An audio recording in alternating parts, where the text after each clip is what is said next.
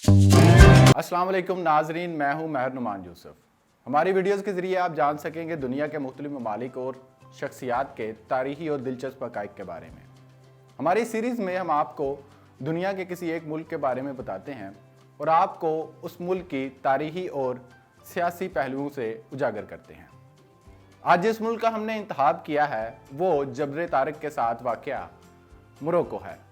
आइए चलते हैं मोरक्को की जानिब और आपको भी बताते हैं कि इस मुल्क में क्या क्या है। किंगडम ऑफ मोरक्को शमाली अफ्रीका का मुल्क है। यहाँ 99% मुसलमान आबाद हैं। मोरक्को को अमूमी तौर पर अल मगरिब या मराकश कहा जाता है। बहरे ओकियानूस की साहली पट्टी पर वाक़या इस मुल्क की सरहद जबल तारिक तक फैली हुई है। मराकश के मगरिब की जानिब अलजायर, शमाल की जानिब स्पेन, मगरिब में बहरा ओकियानूस, जबकि जनूब की जानिब 50 सालों से मुतनाज़ इलाका मगरबी सहारा वाक़या है। चूँकि मगरबी सहारा के बेशतर हिस्सों पर मराकश का कब्ज़ा है, इसलिए इसकी जनूब की सरहद इस्लामी जमहूरिया मोरितानिया से जा मिलती है। फ़तह अफ्रीका का मुताला करने से मालूम होता है कि शमाली अफ्रीका का ये मुल्क 255 कबल मसीह में मोरितानिया का हिस्सा हुआ करता था। इस्लाम के अफ्रीका में दाखिले से कबल ये हिस्सा रोमी सल्तनत का हिस्सा हुआ करता था। रोमी सल्तनत के ख़ात्मे के बाद 5वीं सदी ईस्वी में मराकश का ये इलाका वेंदलेज, वेज़गोथ और बाज़ंतीनी यूनानियों के कब्ज़े में चला गया। इस दौर में भी मराकश के वो इलाके आज़ाद रहे जहां बर्बर कबीलों के लोग आबाद थे। बर्बर कबीला तारीख़ में ताकतवर तरीन कबीले के तौर पर जाना जाता है। ये वो कबीला था जिसने आने वाली हर कुव्वत के खिलाफ अलम बगावत बुलंद किया। खिलाफत उमैया के दौर में उमैया हुकूमत का जनरल अकबा बिन नाफे शमाली अफ्रीका को फतह करते हुए मराकश पहुँचा। इसने 630 ईस्वी तक जदीद मराकश का तकरीबन सारा इलाका फ़तह कर लिया था। मराकश की फ़तह के बाद मकामी बर्बर कबीले के लोगों ने इस्लाम कबूल करना शुरू कर दिया। बर्बर लोग इस्लाम और मुसलमानों के खिलाफ लगातार बगावत कर रहे थे। अफ्रीका में जब मूसा बिन नसीर को गवर्नर बनाकर भेजा गया तो इसने बर्बर लोगों को समझाया कि जिस तरह मैं तुम्हारे लिए अच्छा सोचता हूँ, इसी तरह दूसरे मुसलमान भी अच्छा सोचते हैं। मूसा बिन नसीर की दावत इस्लाम पर बहुत से लोगों ने इस्लाम कबूल कर लिया। मूसा बिन नसीर के फौजी कमांडर तारक बिन ज़ियाद खुद बर्बर नस्ल से ताल्लुक़ रखते थे। रबात शहर मराकश का दारुल हुकूमत है। इस शहर का रकबा 117 मुरब्बा किलोमीटर है और ये शहर तकरीबन 13 लाख अफराद को बसाए हुए है। जबकि मराकश का सबसे बड़ा शहर होने का एजाज़ काज़ाब्लांका को है, जिसे उर्दू में दारुल बैज़ा भी कहते हैं। इस शहर का रकबा 220 मुरब्बा किलोमीटर और आबादी तकरीबन 34 लाख अफराद की है। अरबी और बर्बर ज़ुबान इस मुल्क की कौमी और सरकारी ज़ुबान है। इसके अलावा अंग्रेज़ी, हिस्पानवी, फ्रांसीसी और दीगर मुकामी ज़ुबानें भी बोली जाती हैं। मराकश में मुसलमानों की तादाद 99% है, जबकि 0.8% मसीही और 0.2% यहूदी आबाद हैं। ईरान और मराकश के दरमियान ताल्लुकात कभी भी मजबूत नहीं रहे। मराकश में मौजूद ईरानी सफारतखाने पर इल्ज़ाम है कि वो मराकश में शियाइज़म को प्रमोट कर रहा है, जिसकी वजह से मराकशी सफ़ीर को ईरान से वापस बुलाकर ताल्लुकात ख़त्म कर दिए गए हैं। मराकश का कॉलिंग कोड +212 और डोमेन MA है। मराकश में चलने वाली करेंसी को मराकशी दरहम कहते हैं। मराकश का एक दरहम पाकिस्तानी 12.25 रुपयों के बराबर है। मराकश की 99% आबादी बर्बर और अरब लोगों पर मुश्तमिल है, जबकि 1% के करीब दूसरे कबीलों के लोग हैं। फुटबॉल मराकश का सबसे पसंदीदा खेल है। 1986 में मराकश फीफा वर्ल्ड कप के राउंड 2 में पहुंचने वाला पहला अरब और अफ्रीकी मुल्क था। फुटबॉल के अलावा बास्केटबॉल, रग्बी, क्रिकेट और हॉकी दीगर मकबूल खेले हैं। मराकश में तालीम की शरह 87.76% है। 2017 में फ्रांसीसी ज़ुबान को नसाब में शामिल किया गया। पिछले 25 सालों में तालीम पर भरपूर तवज्जो दी जा रही है। उम्मीद की जा रही है कि 2025 तक मराकश में तालीम की शरह 100% तक हो जाएगी। मराकश में बसने वाले लोगों की औसतन उम्र 74 साल होती है, जबकि मुल्क का 6% बजट सेहत की सहूलियात पर खर्च किया जाता है। मराकश हर साल 90,000 मैट्रिक टन खजूर एक्सपोर्ट करता है। मराकश की खजूर क्वालिटी के लिहाज से एक अलग मुकाम रखती है। दुनिया में खजूर पैदा करने वाले ममालिक में मिस्र पहले नंबर पर है, जबकि दूसरे नंबर पर ईरान, तीसरे नंबर पर सऊदी अरेबिया, उसके बाद इराक और पाकिस्तान का नंबर है। क्योंकि पाकिस्तान हर साल 5,56,608 मैट्रिक टन खजूर पैदा करता है, اس لیے پاکستان کا اس فہرست میں 5واں نمبر ہے۔ گرین ٹی کو مراکش کے قومی اور سب سے مقبول مشروب کا مقام حاصل ہے۔ دریائے فیض کے کنارے قائم کیا گیا فیض شہر دنیا کے ان قدیم ترین شہروں میں سے ہے جنہوں نے 13 صدیاں گزر جانے کے باوجود اپنا مقام نہیں کھویا۔ یہ دنیا کے قدیم ترین متحرک شہروں میں سے ایک ہے۔ بربری شیر اس ملک کا قومی جانور ہے۔ مراکش میں اگر کسی خاتون کا خاوند مر جائے تو وہ 40 دن تک سفید کپڑے پہنتی ہے۔ مراکش دنیا میں سب سے زیادہ حشیش پیدا کرنے اور ایکسپورٹ کرنے والا ملک ہے۔ مراکش شہر مراکش کا چوتھا بڑا شہر ہے جس کی کل آبادی تقریباً 9.5 لاکھ افراد ہے۔ اس شہر کو دنیا ریڈ سٹی کے نام سے جانتی ہے۔ مراکش دنیا میں سرڈینا مچھلی پیدا کرنے اور ایکسپورٹ کرنے والا سب سے بڑا ملک ہے۔ مسجد حسن ثانی دنیا میں 7ویں نمبر پر بڑی مسجد ہے اور مراکش کے شہر کازابلانکا میں واقع ہے۔ یہ مسجد 1993 میں مکمل ہوئی اور اس مسجد کو بنانے کے لیے 30,000 سے زائد مزدوروں نے کام کیا۔ یہاں بیک وقت 80,000 نمازی نماز ادا کر سکتے ہیں۔ اندلس پر جب مسلمانوں کا قبضہ تھا تو یہی وہ خطہ تھا جس نے سب سے زیادہ قابل انسان پیدا کیے۔ اندلس کے بعد سب سے زیادہ قابل لوگ پیدا کرنے کا اعزاز سلطنت عثمانیہ کے پاس تھا۔ دنیا کا قدیم ترین سیاح ابو عبداللہ محمد ابن بطوطہ، جسے ابن بطوطہ کے نام سے جانا جاتا ہے، یہ دنیا کا وہ پہلا سیاح تھا جس نے ادب، تاریخ اور جغرافیہ کی تعلیم حاصل کرنے کے بعد 21 سال کی عمر میں پہلا حج کیا۔ ابن بطوطہ نے کل 4 حج کیے۔ ابن بطوطہ نے روس، ترکی، چین، عرب، ایران، شام، فلسطین اور ہندوستان سمیت دنیا کے بے شمار ملکوں کا سفر کیا۔ 28 سال کی عمر میں ابن بطوطہ نے 75,000 کلومیٹر کا سفر طے کر لیا تھا۔ آخر میں فارس کے بادشاہ ابو حنان کے کہنے پر ابن بطوطہ نے اپنے سفر نامے کو کتاب کی شکل دی۔ یہ کتاب مختلف ممالک کی تاریخی اور جغرافیائی معلومات کا مجموعہ ہے۔ ابن بطوطہ مراکش کے شہر طنجہ میں پیدا ہوا تھا اور مراکش میں ہی اس کی وفات ہوئی۔ مراکش افریقہ کا وہ ملک ہے جو افریقی یونین کا حصہ نہیں ہے۔ ہسپانیہ کا جنوبی علاقہ جو جبرالٹر کے مشرق کی جانب تھا، کاؤنٹ جولین کی مسیحی حکومت کے زیر اثر تھا، جبکہ دوسری جانب اندلس میں روڈرک کا ظلم واضح نظر آ رہا تھا اور تمام لوگ اس سے متنفر ہو چکے تھے۔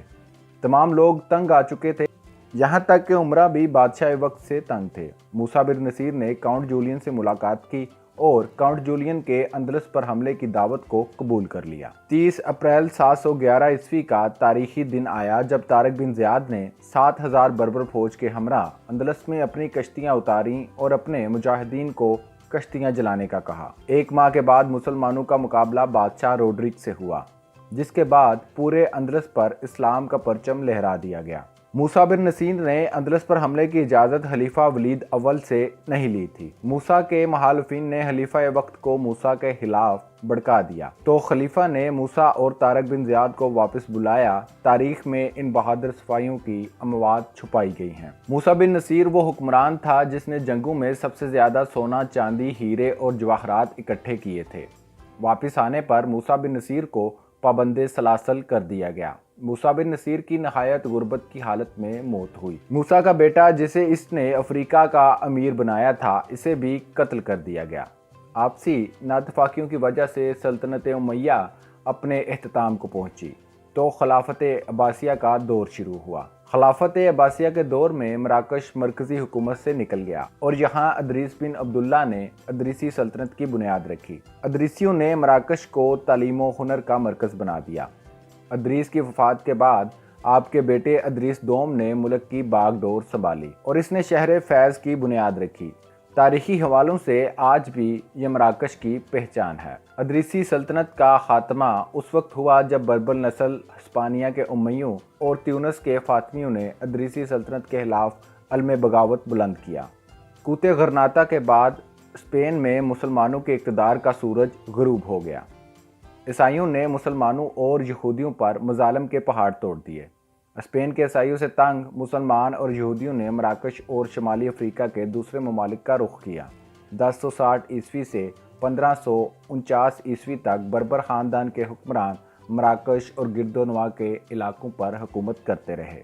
1549 میں سعدی خاندان کی حکومت قائم ہوئی۔ سعدی کی حکومت کا خاتمہ 1666 عیسوی میں علاوی خاندان نے کیا اور آج تک یہی خاندان مراکش پر حکومت کر رہا ہے۔ علاوی خاندان اور دوسرے مسلمان خاندانوں کی آپس میں ناچاکیوں کا نقصان یہ ہوا کہ شمالی افریقی ممالک پر فرانسیسی اور ہسپانویوں نے قبضہ کرنا شروع کر دیا۔ 1912 تک فرانسیسی اور ہسپانوی مراکش پر مکمل قابض ہو چکے تھے۔ یورپیوں کے قبضے کی ایک بڑی وجہ مراکش کا محل وقوع تھا اور سب سے دولت مند ملک ہونا تھا۔ دوسری جنگ عظیم کے بعد جہاں دوسرے ممالک کو آزادی ملنا شروع ہوئی، اسی دوران 1944 میں مراکش کی استقلال پارٹی نے آزادی کے لیے آواز بلند کی۔ 1953 میں سلطان محمد پنجم کو ملک بدر کر کے میڈاگاسکر بھیج دیا گیا۔ ان کے جلا وطن ہونے کے بعد ملک میں فرانسیسی آبادی والے علاقوں پر حملے ہونا شروع ہو گئے۔ 1955 میں ایک کمیٹی قائم کی گئی۔ اس کمیٹی کا مقصد سلطان محمد پنجم کو وطن واپس لانا اور تیونس اور الجزائر کی آزادی تھا۔ بالآخر فرانس نے سلطان محمد پنجم کی واپسی کو قبول کر لیا اور مذاکرات کے لیے تیار ہو گئے۔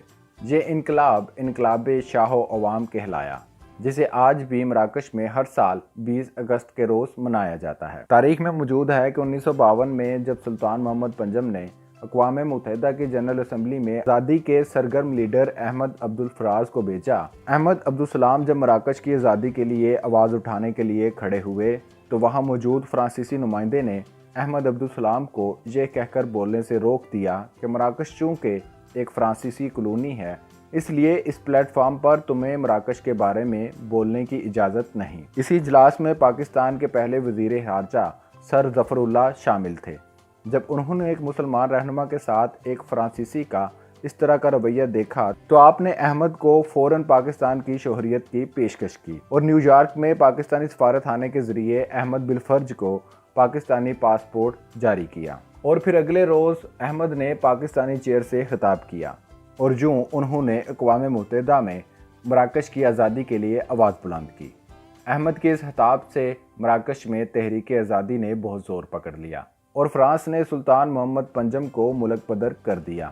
سلطان کی واپسی پر فرانسیسیوں اور سلطان کے درمیان معاہدہ ہوا اور فرانس مراکش کی آزادی پر رضامند ہو گیا۔ 19 نومبر 1956 کو مراکش فرانسیسی قبضے سے آزاد ہوا۔ آزادی کے بعد مراکش کے بادشاہ سلطان محمد پنجم نے احمد عبدالسلام بالفرج کو مراکش کا پہلا وزیر اعظم نامزد کیا۔ احمد عبدالسلام جتنی دیر تک حکومت میں رہے اور حیات رہے، انہوں نے پاکستانی پاسپورٹ کی کاپی اپنے دفتر میں رکھی اور ہر آنے والے کو یہ بتاتے کہ مراکش کی آزادی میں کس طرح پاکستان اور پاکستانی پاسپورٹ نے ان کی مدد کی۔ شاید یہی وجہ ہے کہ ترکی کے بعد مراکش کے لوگ بھی پاکستان کے ساتھ خاص لگاؤ اور محبت رکھتے ہیں۔ مراکش موریتانیہ اور اسپین کے درمیان 70 کی دہائی سے مغربی صحارا کا مسئلہ ڈیڈ لاک کا شکار ہے۔ مغربی صحارا کے زیادہ تر رقبے پر مراکش کا قبضہ ہے۔ مغربی صحارا کا رقبہ ملا کر مراکش کا کل رقبہ 7,10,850 مربع کلومیٹر بنتا ہے۔ رقبے کے لحاظ سے مراکش دنیا کا 40واں بڑا ملک ہے، جبکہ اس ملک کی آبادی 2017 کی ایک رپورٹ کے مطابق 3,57,40,000 افراد تھی۔ آبادی کے لحاظ سے یہ دنیا کا 39واں ملک ہے۔ 1997 میں منظور شدہ قانون کے مطابق مراکش کو 16 حصوں میں تقسیم کیا گیا۔ مراکش کو کل 61 صوبوں میں تقسیم کیا گیا۔ ہر علاقے کا سربراہ والی کہلاتا ہے، جسے بادشاہ وقت مقرر کرتا ہے۔ بادشاہ کو ملک میں امیر المومنین کا لقب دیا گیا ہے۔ مراکش کی 40% سے زائد آبادی زراعت کے شعبے سے وابستہ ہے۔ مراکش گندم کی پیداوار کے حوالے سے دنیا کا 70واں بڑا ملک ہے۔ زیتون کی پیداوار کے لحاظ سے یہ دنیا کا 6واں بڑا ملک ہے۔